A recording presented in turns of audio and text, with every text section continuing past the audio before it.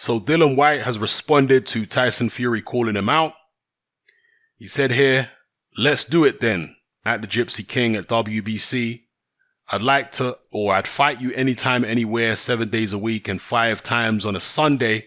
I look forward to putting you to sleep. # let's go baby." And in this video, for those of you who haven't seen it, where Tyson Fury is calling Dillian Whyte out and saying, I accept the fight as a WBC sanctioned bout, but only if it's for the diamond belt, not just as an eliminator, for the diamond belt. Forget about the eliminator business. He says that he would knock Dillian Whyte out, I think, in under 6 or 7 rounds. Dillian Whyte responded by saying, "When was the last time you knocked out someone, mate? At Tyson Fury, you couldn't even knock a wank out or knock out a wank." Who was the last person that Fury stopped? It was, what's that guy called? Forget his name. The first Joker he fought in his comeback fight. What's his name? He's got a funny name. I can't remember. It's like the second best cruiserweight in Albania, whatever he was called. I've forgotten his name now. You know the person I'm talking about. He fought that guy. Then he fought, was it Sefer Safiri? Was that his name? Sefer Safiri, innit? Yeah, Sefer Safiri. He stopped Safiri, so that was the last time he stopped somebody, but he didn't knock him out. The last time Fury knocked somebody out. But maybe Fury just means stop someone anyway. So maybe he feels like he can stop Dillian Whyte inside, 6 rounds. Do I think he would do that? Stop Dillian Whyte inside 6? I seriously doubt it. I think Dillian Whyte is battle hardened. He's very tough. And I think he would hang in there with the Gypsy King at least until the late rounds and probably go the distance. If the Gypsy King started trading with Dillian Whyte, that would be to Dillian Whyte's advantage. I mean, don't get it twisted. Tyson Fury can fight on the inside. And he might actually be able to, and I'm not saying he will, I'm talking about possibilities here. He might be able to actually beat Dillian Whyte on the inside. But what I'm saying is, fighting Dillian Whyte on the inside gives Whyte more opportunity to land his own shots. So, from that perspective, it would kind of be unwise for the Gypsy King to do that. More probably, he would do what he's been doing for several years now. Get on his bike, stick a jab, lots of upper body movement and feints, and just outpoint Dillian Whyte over 12. He's seen the knockouts. He's seen that big left hook that Dillian Whyte has developed. He's had it over the years, Dillian Whyte, of course. He's always had a powerful left hook, but he's been improving it over the years.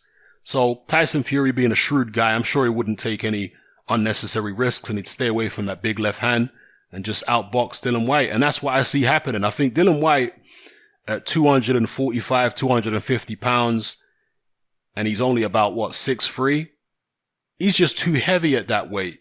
And I'm not saying he's, out of shape. He's obviously in good shape, but he's carrying too much bulk at that weight to be able to keep up with the foot speed and the height and reach of Tyson Fury when Fury's in shape, in my opinion. So, yeah, Dillian Whyte says he's game, but of course Dillian Whyte has to focus on Oscar Rivas right now. Because Oscar Rivas is a very dangerous fight for Dillian Whyte, and he could easily come unstuck. Most people, including myself, are, understanding that Dillian Whyte is favorite for a reason, but that's a good fight against Oscar Rivas, If he manages to get past that, and he needs to keep his eye fully focused on that, then we can see if the Fury fight can be made. And that would be a pretty big fight in the UK. It certainly wouldn't be like Fury AJ, but Fury Whyte is still a big fight. And Sky would be very interested in trying to put that fight on, but Tyson Fury has this BT deal, so you would imagine with him being potentially the bigger draw in the UK, all right? I say potentially because he hasn't done the pay-per-view numbers for non-title fights that Dillian Whyte has done. He did, I think, pretty good numbers for the Vladimir Klitschko fight, but a lot of that was because of Klitschko rather than Tyson Fury. Yeah, Tyson Fury at that point was an unproven entity. This Tom Schwartz fight coming up, now we're going to see what Fury can really do on pay-per-view. Because this is all about him. This is his show. This pay-per-view is not being sold With Schwartz's name, he's just the opponent. Yeah, he's just the fall guy. This is a Tyson Fury pay-per-view. We're going to see what he can really do.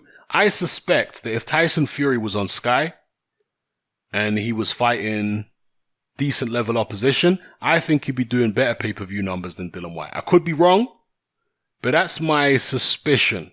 Okay, that's the perception I have at the moment, that he'd actually, if he was fighting on Sky, be doing better pay-per-view than Dillian Whyte. You know, it's just an opinion. It doesn't make it true. But the point I'm making is,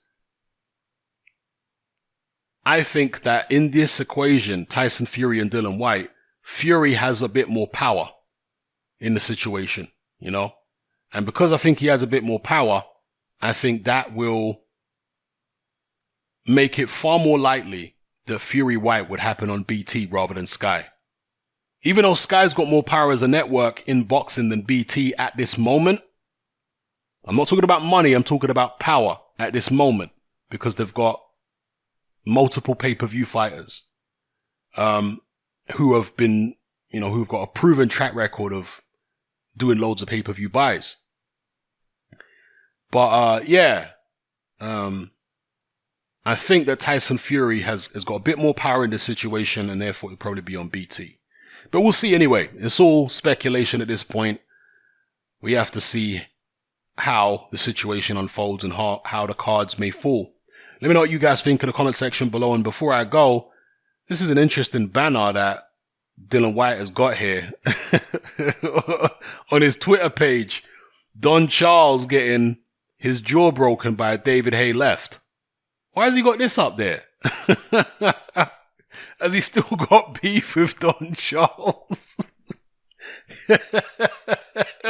Because at one point, Dillian Whyte was kind of at odds with Don Charles. I think there was some incident where they were at the York Hall and Don Charles got really angry with Dillian Whyte and challenged him to a straightener or something. I seem to remember something like that happening a while ago. Somebody told me who was at the event that Don Charles called Dillian Whyte out for a straightener or something. Some madness like that.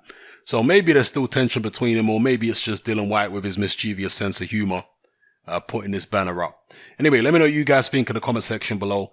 It's happening, I'm out. Join me on Patreon. I upload a minimum of 2 podcasts every single week, covering a wide variety of controversial topics, as well as live stream Q&A sessions. Take a look on screen right now at some of the podcasts I've produced so far. For just $3 a month, the equivalent of about £2 a month, you get access to all my new podcasts and my entire back catalogue of past podcasts, including my popular Confessions of a Nightclub Bouncer series. You can listen on your computer or on your smartphone or tablet by downloading the Patreon app from the Google Play Store or the App Store for free. The Patreon app also allows you to download each podcast in MP3. For less than the price of a cup of coffee, you get access to dozens of hours of exclusive content. It's easy to sign up, there's no contract, and you can cancel at any time. So come and join our community of free and critical thinkers by signing up with me here on Patreon today.